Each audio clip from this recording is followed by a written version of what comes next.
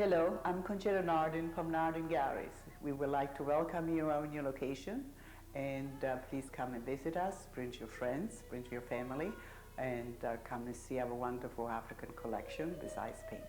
So please do so and have a nice holiday. Nardin Galleries, originally located on 73rd and Madison in Manhattan, and then at Yellow Monkey in Cross River, is now located on Route 202 in Somers, New York. The gallery itself is divided into several exhibition areas.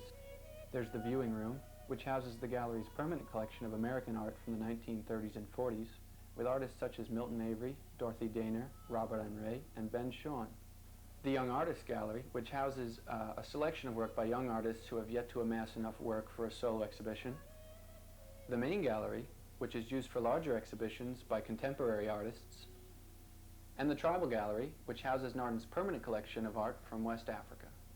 And the Barn, which houses craft art from all over the world, as well as the scenic sculpture gardens which surround our gallery. Currently on display in the Barn are the creative vine sculptures of a local artist by the name of Shirley Wallach.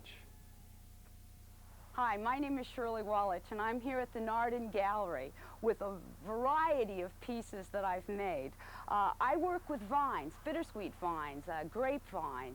I also work with a variety of woods to create and sculpt tables, chairs, benches, Christmas trees, basketry, and it's all here at the Nardin Galleries. What I do is I take the vines and I bend them and shape them into forms. These forms are indeed one-of-a-kind pieces that are unique in every aspect. No two are the same. I also have a variety of different other type of materials that I use that are all here for you. This will be showing now until January. Come and buy a gift for your friend.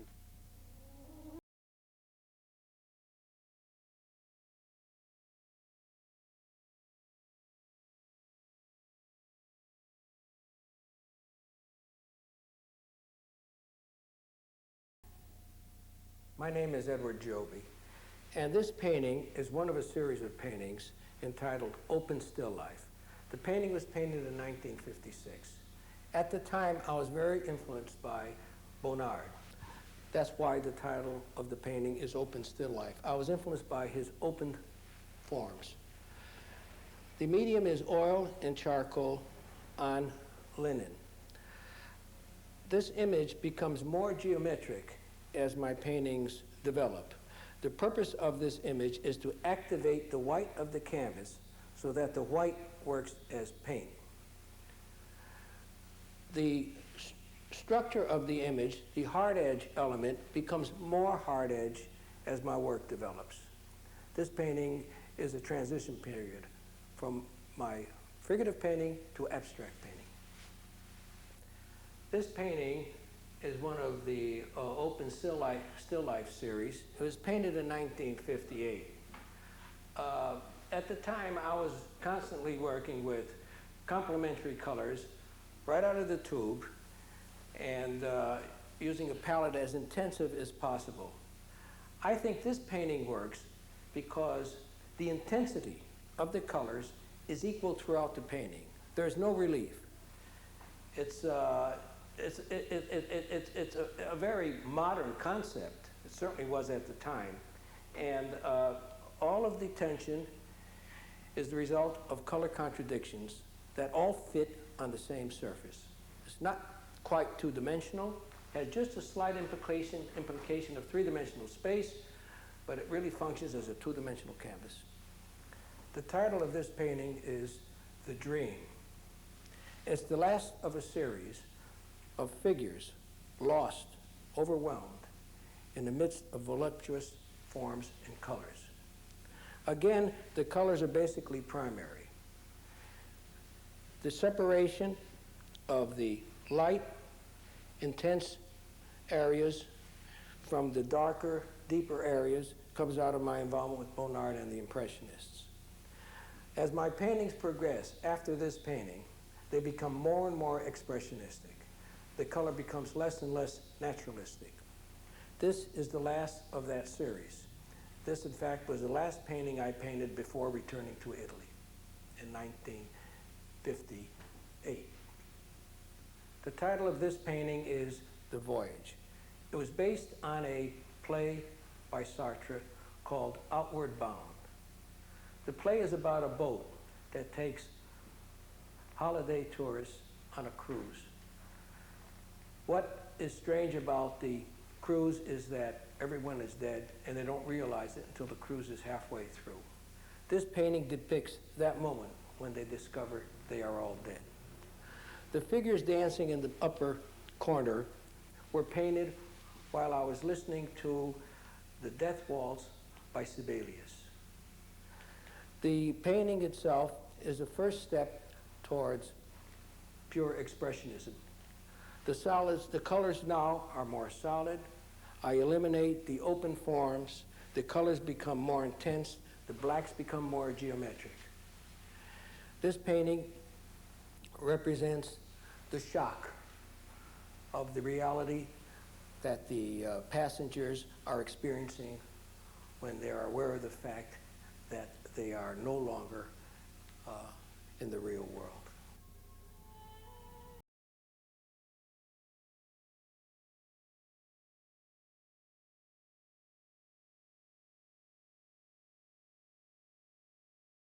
Welcome to the World of Art, presented by Nardin Galleries here in Westchester.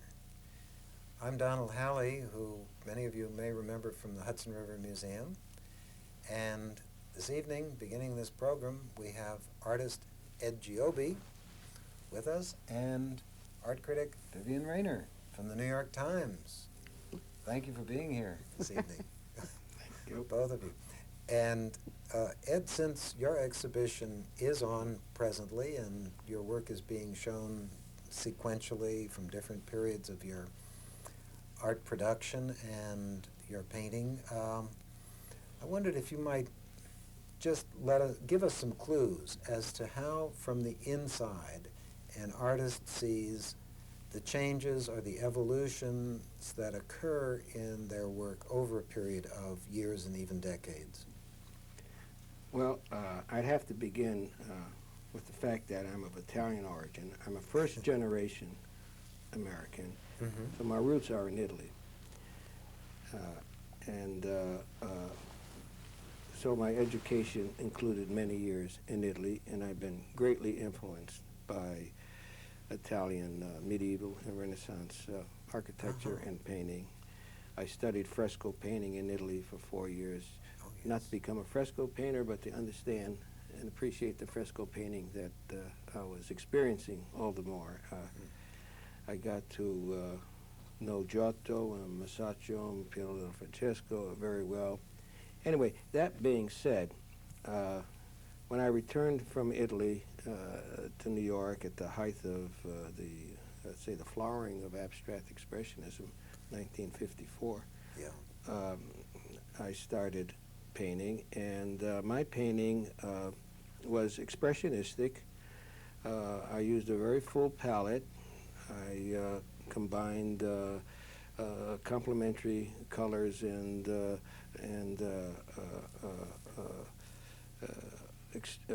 color extremes. I used colors right out of the tube. I tried to get as tense and as exciting a color image as I could, but my imagery was basically expressionistic. And eventually the colors became more contained. By 1958, the colors became more contained. The hard edge begins to appear. The figures become more expressionistic, less romantic. And eventually that evolves into, I was very involved by certain literary figures. Kafka was an important person in my career. I did many paintings based on Kafka short stories. Then my imagery became more geometric. By 1961, I was experimenting with multiple surfaces. The work was becoming more abstract, less figurative. By mid-60s, it was mostly abstract. The canvases were large, geometrically large architecturally shaped canvases. Some were 18 feet long, 14, 16, some I never showed. And the architectural shapes, which really began in 1961, but more or less flowered by mid-65, come out of my Italian experience. See, I was taught to paint frescoes in Italy, and to me, that's the divine medium. Really? It's the purest medium there is, in my opinion. You can't mess with it too much, direct statement. And you worked in an architectural environment in those days. I didn't, but I mean the old masters did. They worked in an architectural environment. They'd have a wall that was shaped, there might be a rectangle with a triangle on the top of it, there might be an arch on the side. Whatever the shape of the wall was, that was the wall, the shape of the picture. So it was a shaped canvas, literally speaking. And of course, being a part of the architecture, the painter painted the fresco in the architectural environment so that the painting became a part of the architecture, assimilated elements in the architecture, and the painter painted it in the light that it was supposed to be seen in. To me, that's the ultimate in painting. Rather than painting a painting in your studio under one condition, exhibiting it in another condition, selling it in another condition, once a painting moves out of its environment, it's different. That's Once true. it moves out of its space, it's different. Very At least that's the way I interesting feel. thought, Because you relate with the architectural space you're working in. Sure. And so that's what those shaped canvases came out of. In the meantime, I was introducing imagery that was related to Italian Futurism, which was a period I'm deeply involved with, and I think it's the most underestimated period of the 20th century art. And I think it's primarily because it's Italian and not French. But, you know, the kinetic art comes out of Futurism, Dada comes out of Futurism. The Futurists wrote manifestos about the importance of film and photography. What I loved about the Futurists, though, is that they wrote about their work. Is that where the Cubist aspect of your art comes from? Yes. I was going to ask you, when did Cubism enter the picture, but you got it through Futurism. Yes, it's which true. never really had a vehicle all its own. No, see, the Cubists were very much involved with kinetic art, and then, but in an expressionistic manner. Bala's walking dog figure is a classic example. When they were introduced to Cubism, the Futurist philosophy, the manifestos had already been written. Futurism was already established as a theory. Yeah. And in my opinion, I've never read this, but this is my opinion. When they saw Cubism as a language, which they used with the Futurist philosophy. And I see it the same way. I see it as a language. Yes, it's like... Pointillism that really never worked for them. The other things. No, and it was a language that can be legitimately used in any painting philosophy. I mean, so, and so that's how I got involved with the Cubist imagery. It was through the eyes of Futurism, using it as a language rather than being involved with their theories of space. There's something, if I may interrupt again, you had a large, the Art Center, Northern Westchester Center, and you had a very big painting, and my first take on that was a gigantic car radiator. I didn't mention it at the time, but it sort of hooks up rather well with what you just said. That was very accurate, because I was very much involved, like the machine-like imagery that I use I used then and since the early 60s, tube-like imagery, but images that you can identify with machinery, non-functional machinery, comes out of Futurism. I love Futurism because I can read what the writers, what the artists were trying to say, and then I can refer what they had to say about what their aspirations were and what their theories were. I could then refer it to their painting. So it was a nice, neat package. Anyway, my roots helped. Let's face it, a little bit of nationalism doesn't hurt anybody. But really, as a painter, I think I have no prejudices about where the art comes from. You know, I adore Munch, I adore the French, I adore, if it's great art, if I think it's great, I experience it. But anyway, the painting then went from shaped canvases and I more or less stopped painting the figure, although I did paint one big figurative painting every 2 years, which I never showed, just to keep my hand in it, in an architectural environment. You know, 12-foot, 14-foot paintings. I did show one once at the Neuberger Museum. But the figure gradually disappears simply because I want to involve myself. I didn't want anything to interfere with the space that I was involved with, which was multi-layered space, and I wanted it to be two-dimensional, but I wanted it to have the mystery of a three-dimensional space. I was involved with different theories that I was working out, and the figure just got in my way. I knew how to paint the figure, but so I more or less eliminated it. And then by 1975, I gradually started work back into the figure. So that today, the figure now is more important than the abstract imagery. And so I made a complete circle. I started off as a figurative. I went through abstract. I still use shade canvases on occasion, but I'm back to the figure. The difference is, when I was a young painter, I painted the figure very often. I would select, I'd paint, I don't know, something based on a myth, a religious myth, a Greek myth, or what have you, and the myth was subject matter. Now I only paint myths and subject matter that I can identify with completely, that my work is much more autobiographical now. And so when I paint, I'm not interested in subject matter per se. I'm only interested in what I can deeply identify with. And so, personally. Yes, so that's a change in the approach to the figure in my work. But I just seem to have made, a big circle. I started with the figure and ended up with the figure. And a lot happened in between.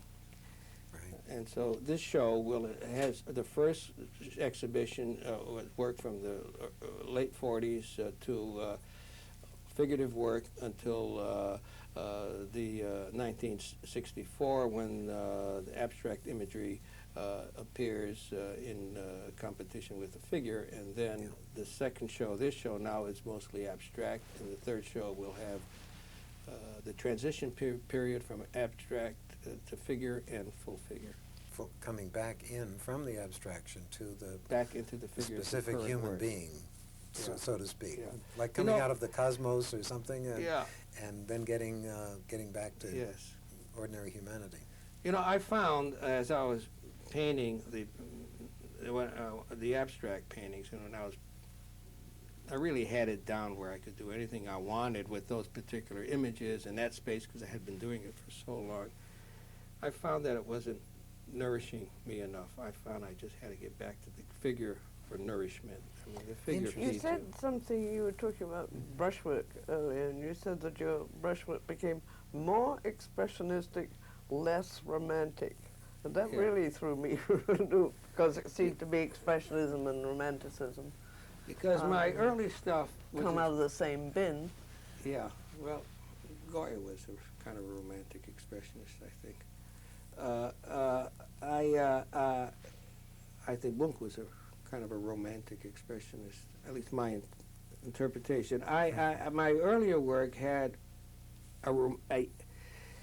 the figures had a romantic quality, but they were basically expressionistic, the way they were executed in the environment I put them in. But then they became more expressionistic and less romantic by the... But you see these as two opposing things. I see them as two compatible opposing things. All right, fair enough, I think. No, well, I think of Munch as a good example of a romantic expressionist. Very powerful expressionist. Yes, the two are really...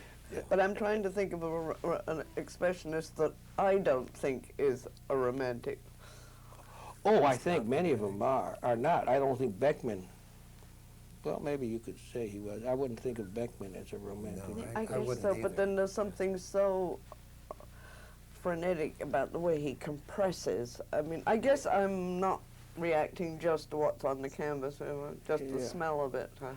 He seems to be the ultimate romantic, but you have a point. We shouldn't get bogged down in this. I was just wanted to know what you... Well, I think the wonderful thing about looking at a painting is you do project yourself, and you do get, you know, either it nourishes you or it doesn't, but I think you could easily see something romantic that someone doesn't see, and you could easily see something. True. And apropos earlier talk, I mean, the name of the game, I suppose, in addressing viewers is to get them to project themselves, even if it's all wrong, surely to get this connection established. Absolutely. Like I did a series of big paintings in 1957 that were nicely received. I mean, I was showing in the museums in those days with the abstract expressionists when I was doing those figurative things, and I called this painting a banquet. It was a series. In fact, there was one in the last show, and some people insisted it was a funeral, and some said, no, it's a banquet. Well, I was in between. I mean, I identified banquets with funerals, but at the same time, I didn't paint it as a funeral. I feel that's very Italian of you somehow. Yeah, well, interesting enough, you know, I've been involved with funerals for a long time. They always fascinated me, because when I was a kid, people had wakes in their homes. Yeah. And they'd have a big wreath on their door to indicate someone had died. And when I was a child, we used to just go from house to house with funeral wreaths to go look at the dead person. Yeah, I feel this. We have a wreath maniac in my house, and it always makes you think that a funeral... Yeah, I think if you're over 50 or 45, you would identify a wreath. And so I had a painting in the last show of a funeral wreath that I found in Italy made of wax. A wonderful, beautiful old wreath. And I painted it in 1952, 51. And so I've always had that interest. And then I was able to trace it. You know, I keep journals. I keep working journals, and they're very complete. And I take Polaroid studies of my work in progress and so forth. And so I checked through my journals, and I found a photograph that I had forgotten about, that I put in my journals, that my mother had of her mother. Her mother died when she was 24 years old, and the only photograph she had of her mother was she's on her beer. And, you know, oh my goodness. And as a child, I remember as a 4-year-old being absolutely fascinated with looking at this dead person. I didn't know what death was, and I ended up in 10 years ago painting a series of paintings very similar to that photograph that were based on experience I had when my uncle died in Italy. I was very close to him. He's very dear to me, and he died, and I arrived in Italy an hour before he died, and for 2 days, my aunt wanted to have him photographed, and I said, no, I'll draw him. And for 2 days, I made drawings for the relatives of my uncle. Really? And I actually was able to see the life leaving him, because he was still warm when I started. And I was able to see rigor mortis set in. For 2 days, I was close to him. And I thought that was the end of it. I made 15 drawings. I gave them all away. I came home, and 2 months later, I did a series of young women in that state, dream state, levitating state, you know, whatever. And eventually they end up looking like my mother's mother. How interesting. And, you know, you go back to this point. But then that series, Mother Will liked so much, he exchanged a painting for me with one. He had one in his estate. There was one expression you used, Ed, that particularly sort of caught me, and I found provocative, and maybe you did too, Vivian. That was when you said certain things are more nourishing, and at a certain point something would be more nourishing to you. I wonder if you have any feelings, Vivian, about that thought of art being nourishing and of the imagery of it providing a nourishment for an individual. Oh, yes, I think I agree with that totally. I mean, I take art very personally.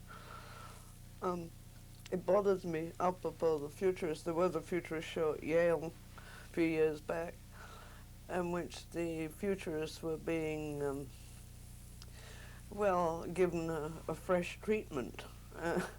They wanted to make it perfectly clear there was no connection between futurism and Mussolini and all the other people connected with it. And I was outraged by this, because as the figures were coming in from the trenches in World War I, so was Marinetti, everyone knows, talking about war as a form of social hygiene, and I was outraged by this. I mean, whether I'm stupid or not, that is how that affected me. I do take it personally, and I do see art as nourishing or not nourishing. Yes, I think that's a very good point. Yeah. Well, I think about the futurists, there was a lot of rhetoric. They had to make a lot of noise, especially Marinetti, to get attention. But, you know, 3 futurists were killed in the war. Well, they were a proper thing, volunteers. too. Yeah, but they had nothing to do. But, see, futurism was over as a movement before Mussolini came into power. Isn't true, yes. And the word fascism, which they love to identify futurism with, didn't exist until Mussolini created the word. Didn't exist until the early 20s. Yeah. The best futurist work were done before 5 years, 6 years before the First World War, and maybe the following 5 years. The curator of this show was attempting to whitewash, or if they needed whitewashing, which I don't think they do, by saying that, you know, we got it all wrong. In fact, they were good futurists, but the fact remains that they were doing this art, they were advocating war as a form of cleansing at a time. I mean, this is the biggest carnage. Yeah. More people were killed in World War I than in World War II, including the concentration camp victims. Yeah, well, I don't think that statement, you know, should be taken literally. First place, they were more nationalists than they were internationalists, and the only reason why they wanted Italy to go into World War I was to become a modern nation and industrialize. They felt if Italy didn't go into the war, she would never build factories that would build airplanes and ships and... wouldn't that have been a pity? They'd have been like Portugal, huh? Yeah, they insisted, that they felt that the only way Italy could enter the 20th century war was to join the Allies in World War I. And now we're all looking for a way out. Yeah, and so if you read but I mean, the only way to really understand what they're interested in is to read the manifestos, and that statement isn't in the manifestos. That's part of Marinetti's rhetoric. He was off the wall. Yeah. I just painted a picture about Marinetti. I call it drowning Marinetti, drowning in his own rhetoric. In his own rhetoric. So sometimes words can add to the confusion instead of to the clarity. Mostly they do add, yes. Yeah. Well, thank you so much, Ed, for sharing all of this evening, and thank you very much, Vivian, for joining us and adding your wit and commentary. Please join us again next week when we will be together talking about the world of art presented by the Nardin Galleries. Nardin Galleries, located on Route 202 in Somers, New York,